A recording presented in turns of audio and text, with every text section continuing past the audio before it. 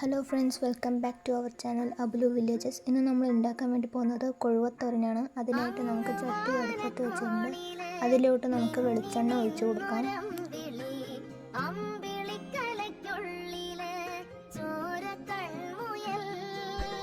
വെളിച്ചെണ്ണ ചൂടായി വരുമ്പോൾ ഇതിലോട്ട് നമുക്ക് ഉലുവ ചേർക്കാം.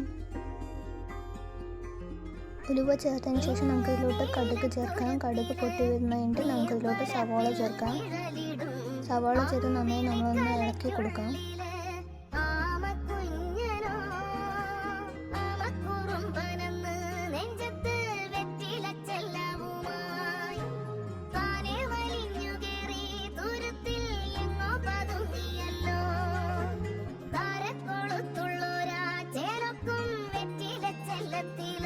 സവാള നന്നായി വാടി വരുമ്പോൾ ഇതിലോട്ട് നമുക്ക് കൊഴുവ മീൻ ആഡ് ചെയ്ത് കൊടുക്കാം.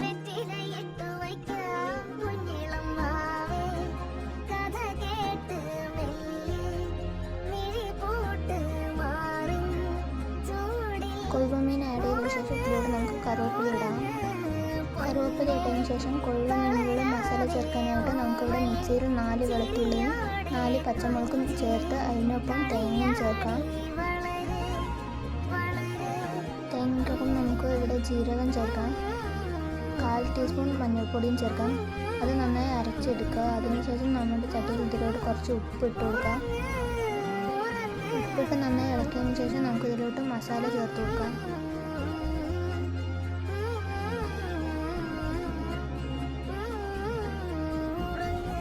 മസാല ചേർത്ത് ഇളക്കിയതിന് ശേഷം നമുക്ക് ഇതിലോട്ട് 1.5 ടീസ്പൂൺ മല്ലിപ്പൊടി ആഡ് ചെയ്ത് കൊടുക്കാം. മല്ലിപ്പൊടി ഇട്ടതിന് ശേഷം നമുക്ക് ഇതിലോട്ട് 1 ടീസ്പൂൺ മുളക് പൊടി ഇട്ട് കൊടുക്കാം.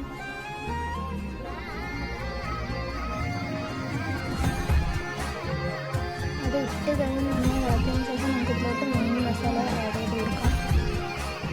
മീൻ മസാല ഇട്ടതിന് ശേഷം നന്നായി ഇളക്കി അടച്ച് വയ്ക്കാൻ 2 മിനിറ്റിന് ശേഷം കറി റെഡിയായി.